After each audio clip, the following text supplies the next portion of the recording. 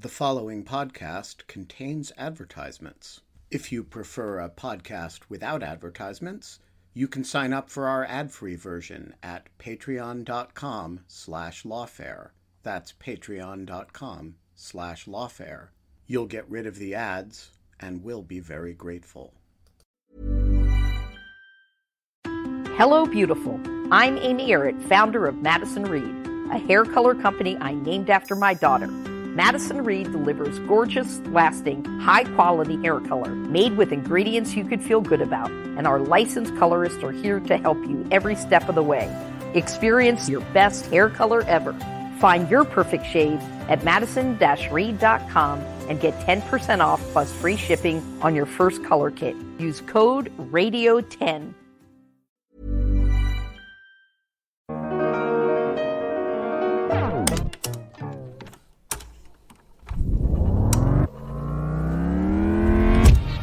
This is Lawfare intern Christiana Wayne with an episode from the archives for August 8th, 2021. The Senate is moving forward with a repeal of both the 1991 authorization for use of military force in the Gulf War and the 2002 authorization of the Iraq War. If passed, it would be the first successful repeal of an AUMF in 50 years. For today's episode from the archives, I've gone back to March 2019 for a discussion on war powers through the years. They talk about Charles Evans Hughes, the Whiskey Rebellion, Eisenhower's Taiwan policy, and other hidden gems of legal history. And they discuss what's missing from our usual war powers debates.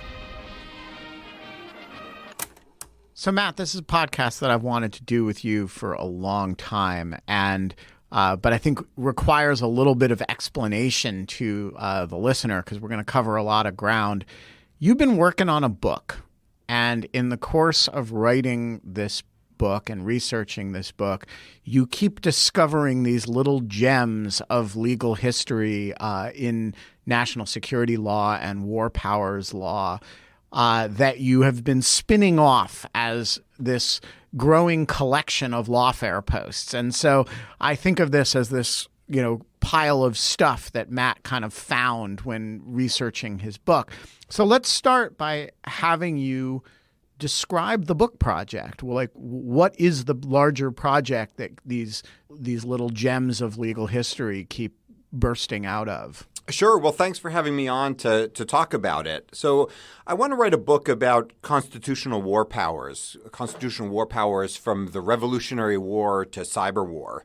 And I want to do three things with it. First, I want to show how constitutional war powers have adapted to some radical shifts in American defense strategy. The text in the Constitution has a lot to say about war and the military. Those provisions have never been formally amended over 200 plus years, but their meaning has had to evolve to changes in military technology and American foreign policy as we've gone from a weak proto-state in the 18th century to a global superpower in the 20th and 21st.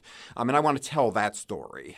The second thing I want to do is show that constitutional war powers is about much more than the struggle between Congress and the president about who gets to decide whether we go to war or intervene militarily, about much more also than this idea of an imperial presidency and the growth of the president's powers as commander-in-chief. Those are some of the big constitutional war powers questions, but others historically have included things like the relationship between the national government and state governments with regard to American military power, or the scope of Congress's legislative powers in wartime. So war powers, I think, has many, many dimensions to it. The third thing I want to do with the book is correct something, which is that most accounts of constitutional war powers naturally focus on wars. But I think some of the most interesting developments and thinking about the Constitution and war occurred in between wars, in times of peace. And in some respects, constitutional war powers work best when they keep us out of wars, including by deterring our enemies or reassuring our allies. So we should be paying especially close attention to these periods of non-war. All right. So one of the really interesting points that you make in is that we think of war powers as this struggle between the Congress and the president. But for a lot of American history, the actual war powers dispute was less a less a separation of powers dispute than a kind of scope of congressional power dispute. So to set up a bunch of the stuff that we're about to talk about, walk us through that a little bit. The imperial presidency discussion is a relatively recent one. There's this other discussion, which used to be what people meant when they said war powers. What is it? Yeah, and I think that's exactly right. And where I've really dug into that question is in some work and writing I've done on Charles Evans Hughes in World War I. Now, Charles Evans Hughes, I think, is a remarkable figure in American history. He's governor of New York. He's an associate justice on the Supreme Court. He's very nearly president of the United States. He's the only person who ever stepped down from the Supreme Court to run for president. That's right. In 1916, he runs as a Republican against incumbent Woodrow Wilson and loses by about 4,000 votes in California. At that time, it took 4 days for the election to be called for Wilson. A very, very tight election. Then he goes then back into private practice where he's working at a ferocious pace. Ends up following the Republican takeover as Secretary of State, then as an international judge and arbitrator, and finally back on the Supreme Court, this time as Chief Justice. Now, I'm interested in – there are so many interesting aspects of Charles Evans Hughes, and if Lin-Manuel Miranda wants to write a musical about him, I'd be delighted to collaborate on that project. He's got an amazing mustache, among other totally. things. Great facial hair. But I'm interested in what he said about war powers. And it's curious that he's this very influential figure in war powers discussions because he never actually really decides a war powers case. He sits on the Supreme Court from 1910 to 1916 and leaves just a year before a declared war. Then he's on the court again from 1930 to 1941, again leaving the court just before we enter a major declared war. So he's not on the court to decide major war powers questions. But in a 1917 address, this is 6 months or so after the United States declares war in World War I, he gives an address to the American Bar Association's annual meeting called War Powers Under the Constitution, where he proclaims what's become this very well-known, often repeated maxim that the power to wage war is the power to wage war successfully. Now, that maxim gets repeated all the time up to the present day for all kinds of things, often as a justification for expansive presidential powers. But that's not what Hughes was talking about there. This was a speech about Congress's Article I powers in wartime, and he was specifically weighing in on two big controversies, two big constitutional controversies of World War I. One of those was, can Congress enact a national draft? This was a big constitutional question historically in the United States. And it wasn't a question so much about individual rights. It was a federalism question. The objection, or the major objection historically, was that a national draft would completely neuter states' prerogatives to keep and maintain militias, state militias. And so there was a controversy that doesn't get resolved clearly until World War I. The other big debate that he's interested in is domestic regulation by Congress of the economy.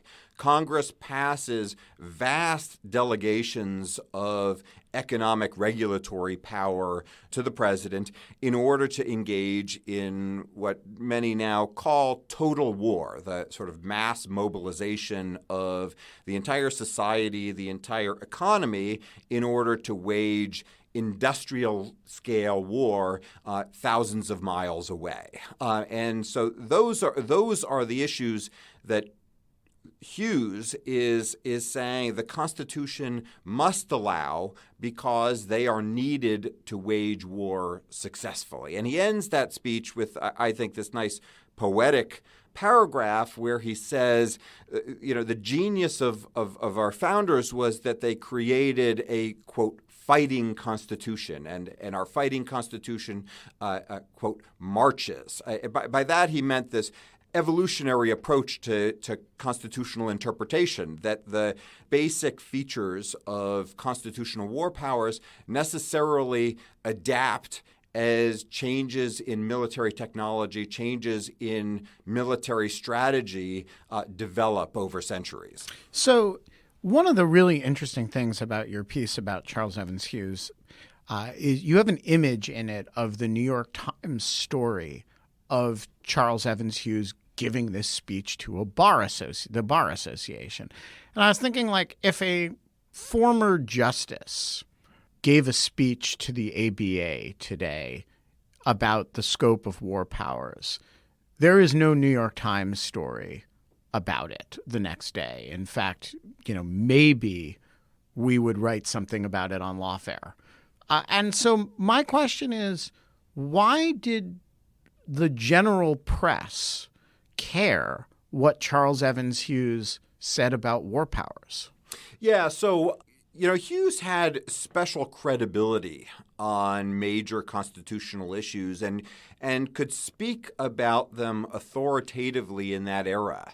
And as I mentioned, this is 6 months or so into American participation in World War I. He could speak to them in that era with an authority that I think couldn't be matched by any public figure today, that would be accepted as valid across the political spectrum. This was a speech that was, as you say, an ABA meeting speech that gets printed in its entirety by many newspapers across the country. The New York Times carries it on page 1.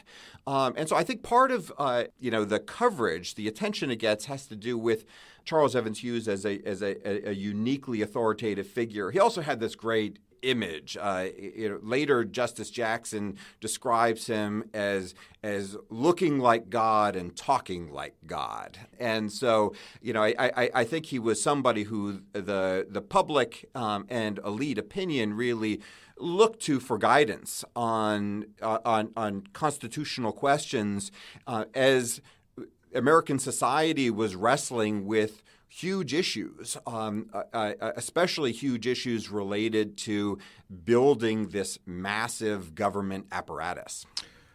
All right, so let's zoom back 120 years from Charles Evans Hughes, or a little more than that, and talk about the oldest piece that you wrote, which is about the St Clair Disaster. So I had only ever run across the St Clair Disaster in Philip Kurland's book about the Constitution after Watergate, in which he kind of cites it, as you do, as the incident that gives rise to congressional oversight. And I guess it shows up in the imperial presidency in that regard, too. But, what was the St. Clair disaster and why do we care? Sure. So I'm interested in going back and exploring George Washington and war powers. I mean, he's obviously this interesting figure in that story as our commander-in-chief during the Revolutionary War, then our first president and constitutional commander-in-chief, because he had to wrestle with what really does the Constitution mean? I mean, the constitutional text leaves open a lot of questions. Now, I want to relate that to something that Charles Evans Hughes said, because he says our constitutional founders created a fighting constitution. He makes it sound like they designed deliberately a sort of lean, mean fighting machine. But actually, I think the Constitution was originally designed built with some inefficiencies deliberately with regard to military power. And that's because many of the founding generation, many of the architects of the Constitution worried about too much military power, about too much military efficiency. They worried that if you had too efficient a military machinery of government, that could lead very easily to domestic repression. They equated it with militancy and aggression abroad. So there are actually some inefficiencies built into the Constitution. And one of the things that makes George Washington a genius was not so much his battlefield sort of operational genius. He was a good battlefield commander, but he was not a genius on the battlefield. His genius was, I think, in mediating and handling a lot of competing pressures. And St. Clair's defeat is an example of this. So I think the Indian Wars on our sort of territorial boundaries are a somewhat overlooked episode in the constitutional war powers story. This was an urgent need to secure our borders when we form a new republic in 1789. And in some ways, wars with Native American tribes were our first war. They were started these were hostilities that started even before the Republic comes into being in 1789 and they're inherited ongoing by the new Republic. And some of the first acts of the first Congress are to authorize troops that are already engaged in skirmishes, fighting with Indian tribes along our borders. Now, in 1791, U.S. military efforts are led by General Arthur Sinclair, who was the governor of what were called the Northwest Territories, but essentially modern-day Ohio, where a lot of these skirmishes and wars were taking place. And he was not a great battlefield commander. In fact, to paint a bit of an image, he suffered gout and had to be carried by soldiers, along the way in the wilderness. And in November of 1791, the U.S. military faces its worst battlefield defeat probably ever in terms of numbers and proportion. It's a complete and utter rout. And there are a couple of reasons why this is significant. One, you mentioned, this leads to the first congressional military inquest, congressional oversight, an investigation of what went wrong. And the Washington administration submits to this. And can we just pause over that for a minute? It is non-obvious from the Constitution that Congress has the power to investigate things. That's right. This is an implied power, and it's one that the Washington administration could therefore have resisted, but it submits it. The Washington cabinet seems quite convinced by the argument that implicit in Congress's Article I powers are investigatory powers, even over military matters. And so this sets some important precedent right from the start. Another thing that's interesting about this story is the bulk of U.S. military forces at this time are state militia forces, and they're crummy. They're not well trained. They have high desertion rates. Their morale is low. They are poorly integrated with the few hundred federal regulars that are authorized by Congress. And this is one of these original constitutional compromises. The original vision in the 18th century was that the bulk of manpower for waging wars was going to come not directly from the national government, but was going to come from state militias that were called into service. And as a political matter, President Washington had to accept this reality. He knew from his experience in the French and Indian War, he knew from the Revolutionary War that state militia forces were never going to be very militarily effective. But there simply was not a sufficient political support to build a national military establishment of any size at this time. And so he's in these early crises, like our border wars in the Northwest Territories, and another episode I write about the Whiskey Rebellion. He has to accept that, look, I have to work with state militia forces, even though they are going to very likely perform poorly, and they do. So let's talk about the Whiskey Rebellion. This is an episode for which Washington is, it's something people learn about in grade school, right? The Whiskey Rebellion. And some people confuse it with Shays Rebellion. But there, this idea that there were, disaffected rural communities that were unhappy and that, had to be put in place either by state or national forces. We kind of remember. Why is the Whiskey Rebellion interesting or important from a war powers history perspective? Yeah, well, so one reason why it's important is, once again, it shows the heavy reliance on state militia forces. And when relying on state militia forces, Washington is constrained not just by their weak military capacity, but also the fact that as the political reality is that without the buy-in of state governors, it's going to be very, very difficult for President Washington as commander-in-chief to do much with these forces. So the Whiskey Rebellion comes in the early 1790s after Alexander Hamilton, as Treasury Secretary, says, well, one way to raise revenue is to place a tax on whiskey. Now, this comes as a great shock and horror to communities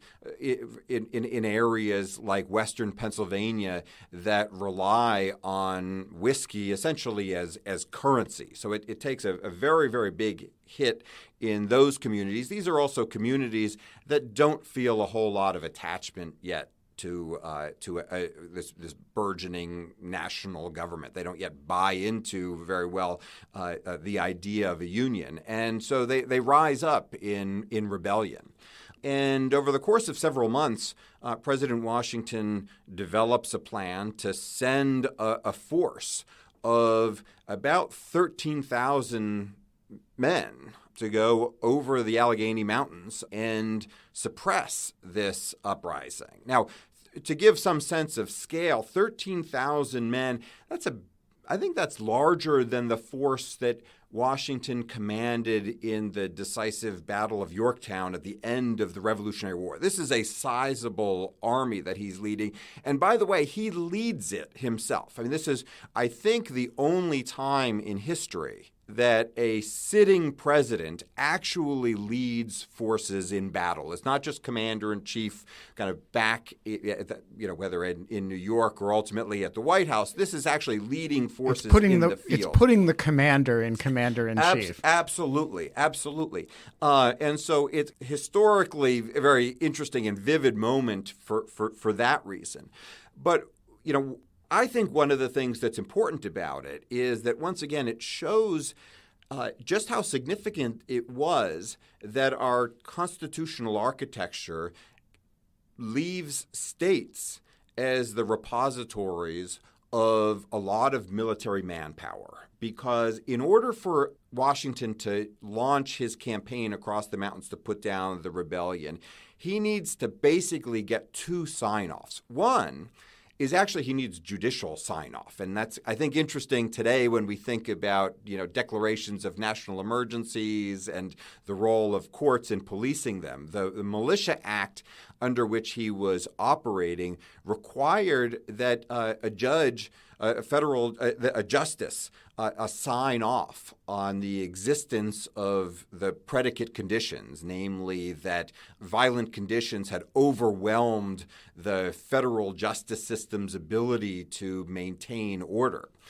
But second, he needed some buy-in from state governors, especially the governor of Pennsylvania, in order to be able to rely on those militia forces to carry out their orders. So this gave state governments a bit of at least a sort of informal veto, a form or an opportunity for sort of at least bureaucratic resistance of the kind that we sometimes today associate in debates about the deep state and things like that. It's something that repeats again and again early in our history. Perhaps one of the most dramatic moments or most important moments comes in the War of 1812 that you've written about, where several northern states that are not enthusiastic about the war basically say, hey, we're opting out and nearly secede. But before that, they refuse to allow their militia forces to participate in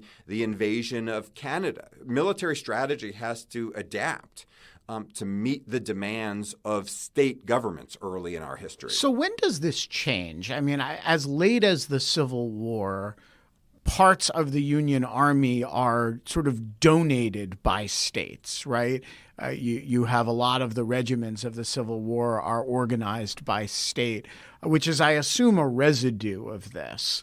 But when is it that the National Army, in which governors of states really no longer have any say in the way the Union Army or the federal forces are organized? So I'd say that it's a gradual change. I mean, one still sees heavy reliance on state militia forces throughout the 19th century, including in the Spanish-American War, which comes in 1898. You see some kind of nationalization, some significant nationalization going on gradually, especially during the Civil War, because of you're talking at that point about war at a much greater scale than ever before. But I would say that really it's World War I that locks in this kind of monopoly of the national government. It's this. I think it's when we reach this era of true total war, and it brings us back to the story of Hughes and the national draft. And one thing to remember, I mean, state governments still play a role in administering that national draft. But one thing that's important to remember about the draft and the World War I draft is it's not just a random selection of able-bodied men. It's a selective service, and by selective, what they're selecting for is not just able-bodied men able to fight, but also leaving back certain workers who are engaged in war-critical industries. Like my grandfather, not in World War I, but my grandfather during World War II is a chemist, and they refused. He was not drafted because he was sent to rural Pennsylvania to manufacture explosives, and they did not draft explosives chemists. And through the end of his life, which was relatively recent, he would always describe the World War II. The great thing that separates him from all other men of his generation is the absence of service in World War II. That, this was a great gulf between him and his contemporaries. No, that's an incredible example. And it helps to paint a picture of just what a massive administrative undertaking the national draft or selective service in World War I was, because you very quickly, in a matter of months, have to bring into military service. I mean, we were a second, maybe third-rate military power at the front end of World War I. And a year later, we've got multi-million-man armies that are deploying to Europe. And so in between, we have to move large portions of the working population from civilian pursuits into the military and make sure that those civilian industries that are critical to supporting the Army, an Army that's being then deployed abroad thousands of miles away, those military supporting industries are maintained. And I think that results, it's those requirements that result in a lot of investing the central national government with way more power over the economy, over individual affairs than ever would have been possible, let's say, a century earlier. Last summer, sleep kept us sane through the silence. This summer, you're going to need sleep to get over all of this. That's why it's the perfect time to upgrade to a Nectar Mattress and get award-winning, precision-engineered sleep at incredible value. Prices start at just $499, and you get $399 in accessories thrown in, a 365-night home trial, and a forever warranty. Go to nectarsleep.com. Hello, beautiful. I'm Amy Errett, founder of Madison Reed, a hair color company I named after my daughter. Madison Reed delivers gorgeous, lasting, high-quality hair color made with ingredients you could feel good about, and our licensed colorists are here to help you every step of the way. Experience your best hair color ever. Find your perfect shade at madison-reed.com and get 10% off plus free shipping on your first color kit. Use code RADIO10. So one issue as you start projecting force overseas in a serious way in this massive kind of military commitment is, and it's an issue we're still dealing with today, is when is it over? That's right. I mean, this idea of when does a war end, or indefinite warfare, is something that I think is often associated with what used to be called the war on terror, the war against Al-Qaeda and its offshoots, the 2001 AUMF, which has no sunset date and has been going on 17, 18 years now. World War I actually stands out as an example, though, of sort of earlier versions of this. World War I for the United States has a clear starting point with a declaration of war by Congress. And we just recently celebrated what for many is the centennial ending of the war, which is Armistice Day, okay. November 11th, 1918. So let's talk about this because, we celebrate Veterans Day, every year is the hour, the 11th hour, the 11th day. It's when the guns went silent, right? It seems like on the surface, like World War I has a really discernible endpoint. And yet I thought your piece on this was stunning because I had no idea there was this long legal debate about when World War I actually ended. Why was it not obvious? You have an armistice, then there's a big famous treaty that, it's one of those treaties that we all know the name of. Like most treaties, most people don't know what treaty ended the War of 1812, right? But everybody knows the Treaty of Versailles ends World War I. Why is there a question about when World War I ended? Yeah, there's a question about it because the United States opts out of that war-ending treaty. Wilson goes over to negotiate the Treaty of Versailles and the League of Nations proposal, but can't sell it to the Senate back home. This is a real weakness, I think, of Wilson, that I think he really misunderstands a lot of American politics when it comes to foreign policy, or he just is so arrogant that he refuses to engage in it. But to your question about the end of World War I would say that November 11th, what becomes Armistice Day, is kind of akin to what we might call today the end of major combat operations. That's when the guns fall silent, but is not, as a matter of domestic law, the end of the war, and not, therefore, the end of war powers, which end up being exercised by Congress, by the president, until 1921 into the next administration. And this is something that worries Hughes. To come back to Charles Evans Hughes, he makes this speech that's all about the expansive powers of government in wartime. The power to wage war is the power to wage war successfully. That's the maxim that comes from it. And he gives this speech in defense of very, very expansive wartime powers. But he solves that problem of how does the government obtain the powers necessary to wage war, but kind of creates a different problem with that maxim, which is, well, when do you switch back off those powers? And he becomes very anxious after 1918 that despite the fact that the war is in effect over, the United States is no longer engaged in combat operations for 3 more years, the federal government continues to operate as though, in many ways, as though the war is still going on, that it continues to operate under wartime statutes and do so in order to even engage in domestic legislation. Prohibition, alcohol prohibition is enacted as a wartime measure after the armistice. And this causes great anxiety for Hughes because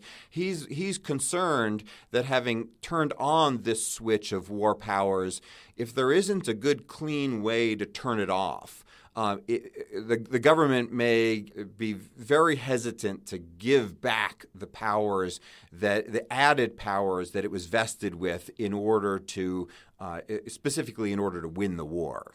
So we're going to come back to the question of when war ends, but let's talk about what it takes to start a war, because legally speaking, if you're worried about both the overseas commitment itself and the advent of a war, but also about the domestic consequences of war powers being invoked, one way to do it is to make it really, really hard to invoke war powers. And to me, the most stunning of the little items that you have ginned up or unearthed is this Ludlow Amendment, which I had never heard about until you told me about over breakfast some months ago, which is not quite in the same period as the when is World War I over debate, but it is in the same interregnum period between World War I and World War II.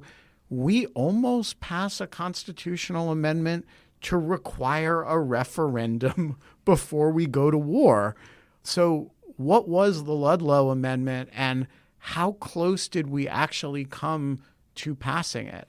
Yeah, so to understand the Ludlow Amendment, which is proposed by Congressman Ludlow in the 1930s and really reaches its height of popularity as a proposal in the late 1930s. So this is the America First period. Absolutely.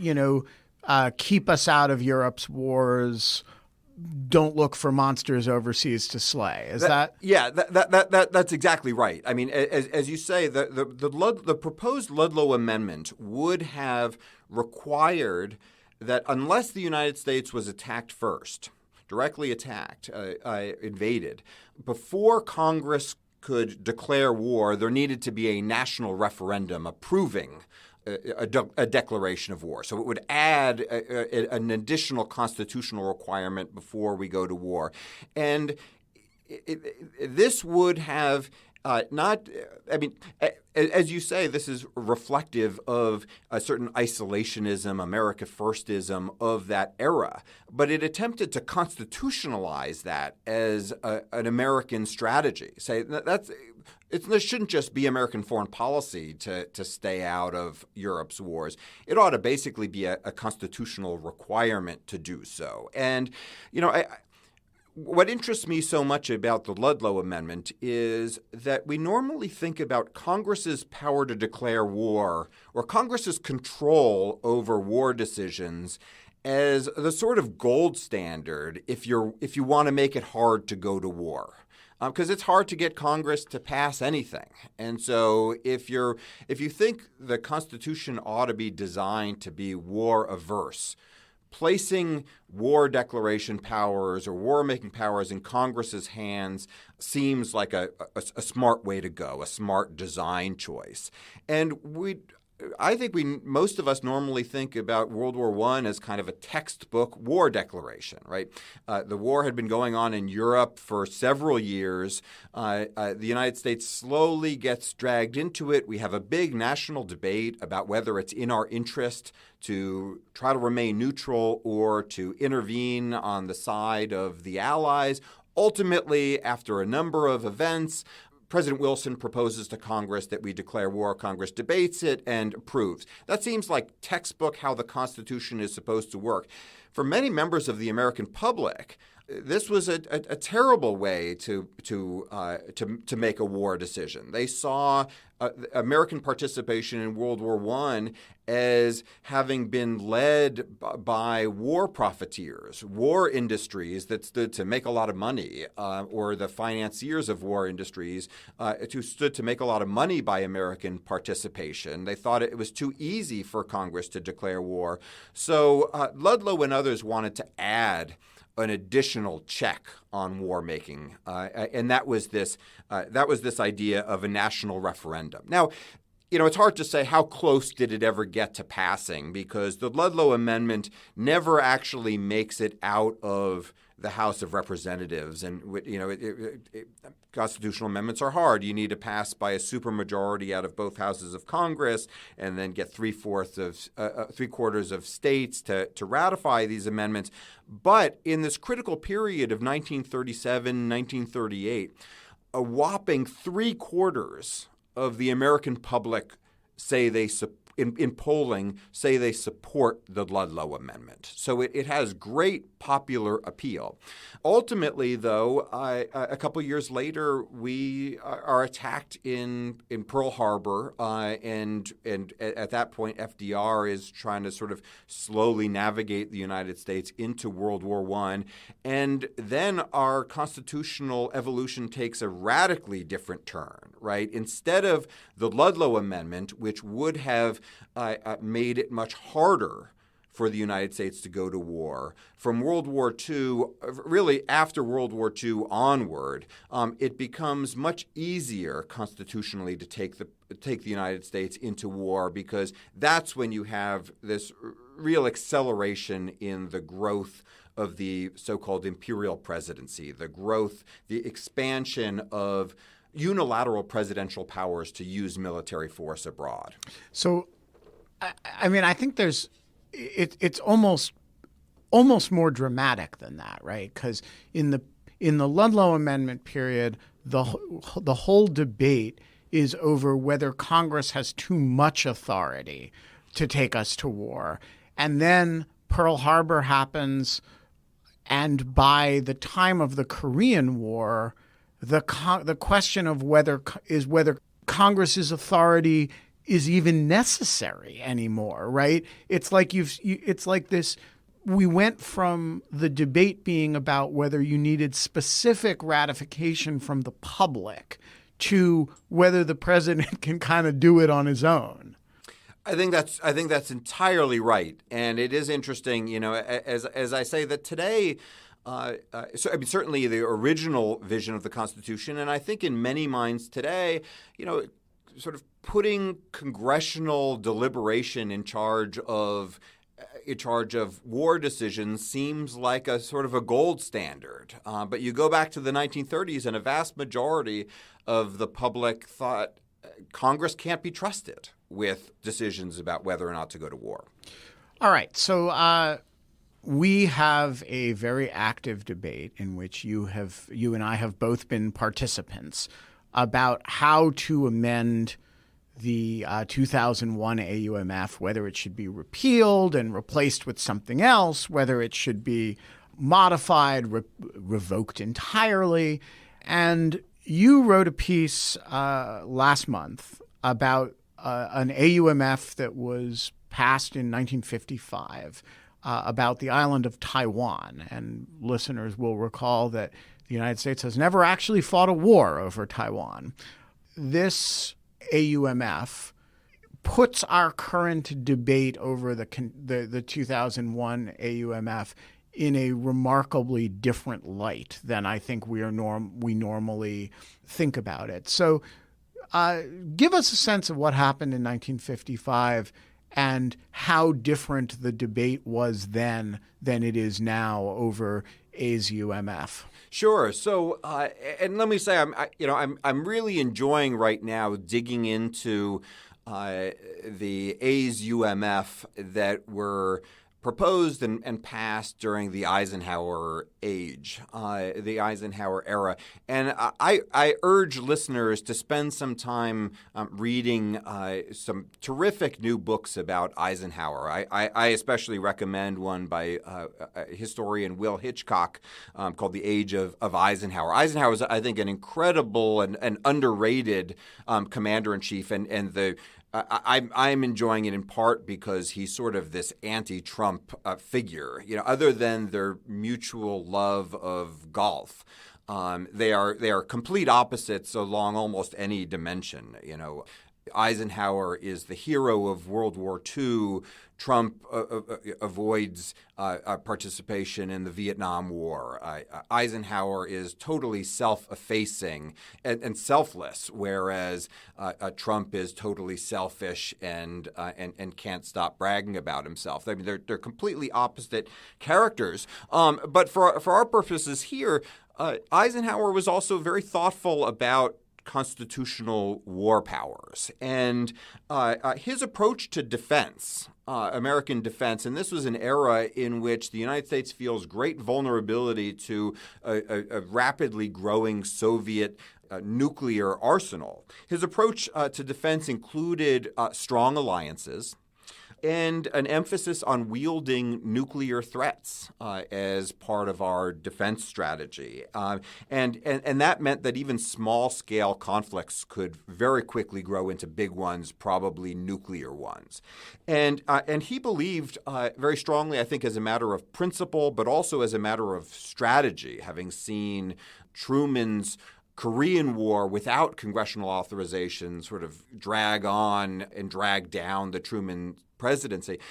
Eisenhower believed very strongly that any major war needed to be authorized by Congress. And so the approach he took was in certain regional crises. The one I wrote about was Taiwan or Formosa in 1955, and this plays out again in 1957 with regard to the Middle East. His approach was to go to Congress and say, I might need to use force. And by the way, that force may include nuclear force in order to protect our allies, Taiwan, from Chinese communist aggression. And so I want you to pre-approve whatever force I think is necessary. And with virtually no debate at all, I think after about 2 days of consideration after Eisenhower proposes a force authorization, Congress passes one. And it says the president can use whatever force he thinks is necessary to protect Formosa, Taiwan, and use whatever force he thinks is necessary as he deems it until he thinks the situation no longer requires it. And this is what we would today call an AUMF. It is quite a blank check in terms of the scope of possible military power. As I said, it was clearly contemplated that a crisis in Taiwan, and it was a nuclear AUMF. It was going to be a nuclear one. So it was a limitless in sort of quantum of force authorization, and it had no time limit. And in fact, it sits on the books for a full 20 years until the early 1970s. And that's at a time at which the United States is realigning its relations with communist China and withdrawing from its defense alliance with Taiwan. But for that, it may have just sat on the books forever. But we're talking, if you want to see what open-ended AUMF look like. Look at the ones in the Eisenhower administration. And as I said, I'm working now on a companion piece about the 1957 AUMF that Congress passes for defense of the Middle East states against communist aggression, which is a similar story. So that's raises a really interesting question, which is, are we fretting about the 2001 AUMF too much? I mean, is the right answer, if you want the U.S. to be able to engage and threaten force, it is important that Congress pre-approve the threat. And so if you want the U.S. to send the signal, we will hit terrorists wherever they are, and we reserve the right to do that, having an open-ended, non-geographically limited, non-temporally limited AUMF, maybe under these precedents, it's actually a good idea. And people like me and you who have been proposing various ways to rein it in, we're all missing the point, which is that the open-endedness is actually its virtue.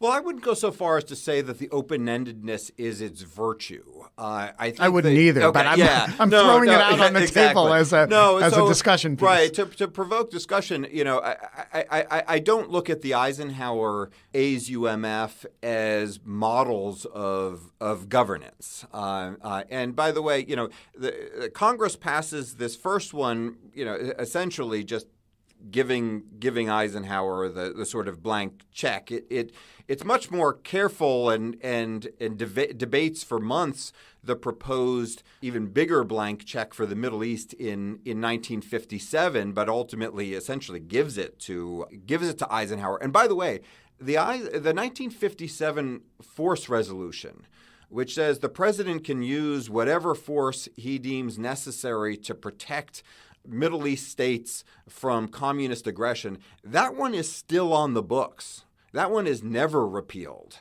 So, sort of one takeaway from this is that the idea that an AUMF would sit on the books indefinitely, that's not a new idea. I mean, I think the bigger lesson from this, and the bigger lesson for the current 2001 AUMF and this sprawling war against al-Qaeda and its offshoots, is that we need to look for things other than legislation, new authorizations as our means of congressional check. And you and I, along with Jack Goldsmith and Bobby Chesney, put forward a few years ago some ideas for how the AUMF could be modified to give a role to Congress in approving or disapproving of certain specific uses of the AUMF or expansions of it.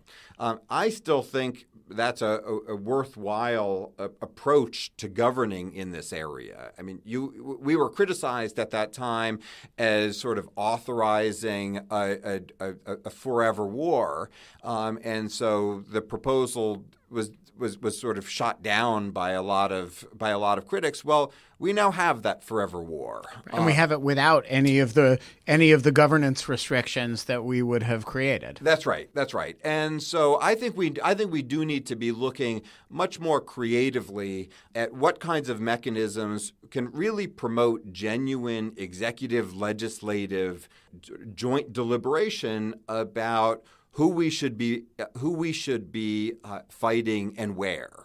So let's wrap up with a sort of broader reflection on what the lesson of this 200 years plus of history is. I mean, if you take all these kind of forgotten gems or semi-forgotten gems of U.S. war powers history, what's the aggregate story that they tell together? Yeah. So, I mean, I think there are a few stories that I want to bring out as I tie them together. One story is the one I began with, which is this idea that the text of the Constitution with regard to war powers over the military, that text has remained unchanged over 200 plus years. So we've had to work with the same textual provisions as we've gone from a weak proto-state to a global superpower, as we've gone from having close to no standing army to a standing nuclear arsenal, as we've gone from a foreign policy that rejected so-called entangling alliances because of a fear that it would drag us into wars, to a foreign policy that's based on a whole web of global defense pacts, because we now think that entangling alliances are important to keeping us out of war. So as we've gone through these vast changes in American military power, American military strategy, we've had to work with the same text, and the text has had to adapt to these new realities. And overall, I think it has done a pretty good job. So I want to tell the story not just of that evolution, but also I think it's on balance a success story. There are a lot of critics of the way in which war powers have adapted. So, most prominent criticism being that it vests too much power in the commander-in-chief or the chief executive to engage in military adventurism abroad. We can debate that particular criticism, but the Constitution has had to adapt to many other challenges. The onset of total war, for example, the change from relative isolation in our own hemisphere, where we could rely on vast oceanic moats to provide a lot of our security, to now having global interests and global responsibilities with forces deployed around the world. And I think that's an important success story for our Constitution. All right. I want to channel Justice Scalia for a second in a final question, which is methodological in character. If the Constitution's war powers clauses can mean that range of thing, can adapt that fluidly to such dramatically changed circumstances, they can permit the executive branch to have essentially no independent authority to use force in a serious way, to everything from that to Congress is really quite superfluous to the process. Do they mean anything at all? Is the reason that we're praising their adaptability actually that they're quite meaningless, and that what we really have is a British-style constitution by precedent? We're Americans, so we formulate it in terms of the war powers clauses, but really there is no operative written constitution that governs war powers. Sometimes war powers means the states have to donate all the troops. Sometimes it means you can have a national draft. Sometimes it means the president can go to war by himself. Sometimes it means you need a declaration of war. Really, it doesn't mean anything at all. Well, that would be, I think, one of the concerns is that the Constitution is in a sense too adaptive, right? It's sort of anything goes if it can be justified as a war measure or as a security measure.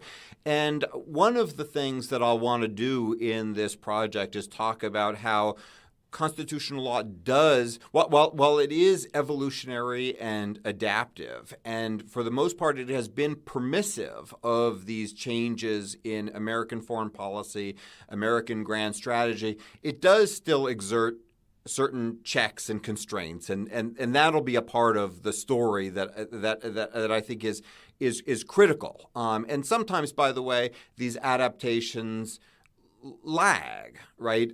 It took a long time for the Constitution to be interpreted to allow a national draft. You can get a national draft in 1917. You wouldn't have been able to get a national draft in the War of 1812, and constitutional arguments were a big part of that. I also want to just mention, because it was one of the points that, again, come back to Charles Evans Hughes, he makes in in his 1917 speech about war powers under the Constitution.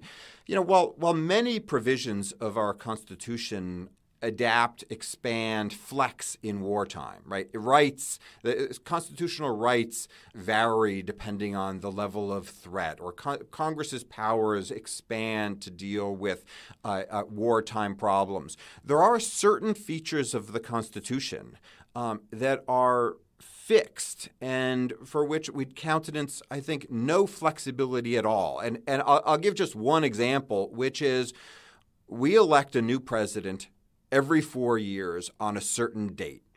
And I don't think anybody would seriously question that even if we were in the middle of a war, we still have a 4-year presidential term. Now, this came up actually a bit in the Civil War, in particular, when Lincoln expects at one point pretty close to the 1864 election that he's going to lose to McClellan, and not just lose to McClellan, but lose to a candidate who is basically going to end the war, negotiate a settlement, and give up the war aims. And Lincoln's view and his instructions to his cabinet is, hey, if we go down in this election, our job is going to be to hand over power to a newly elected government. And you can't. There are some political theorists in the 19th century who wrote about this feature of the Constitution, especially comparing it to the British system, and warned, like, hey, this is a real problem, you guys, with the American Constitution, because you may elect somebody who seems like a good chief executive for peacetime, but what if you then find yourself in a war? You might want somebody who's a much better wartime commander-in-chief. And under our British system, we could call snap elections and, replace the government with a new prime minister. You're stuck with your president until the next election cycle. And so I think one of the really interesting stories about the American Constitution and war is not just which provisions of the Constitution evolve and adapt, but which ones don't. So, Matt, how many more of these things are you going to dig up before you wrap up the book? Oh, well, that's a good question. I need to take some time and actually start working on the book and truly tying these pieces together. I'm having a lot of fun spinning them out as individual anecdotes, episodes. So I'm planning to continue to do that. But I've promised myself I'm going to shed some other responsibilities so that I can actually sit down and start cranking out chapters. Well, we hope as you develop more material, you'll come back and add to this collection. Absolutely will do. Thanks. The Lawfare podcast is produced in cooperation with the Brookings Institution. Hey, I know I remind you this every time, but you guys got to get on and rate the Lawfare podcast. Share us on Facebook and other social media. Tweet about us. Buy our merch at thelawfarestore.com. The Lawfare podcast was recorded by Michaela Fogel. It is produced and edited by Jen Patja Howell. And of course, our music is performed by Sophia Yan. And as always, thanks for listening.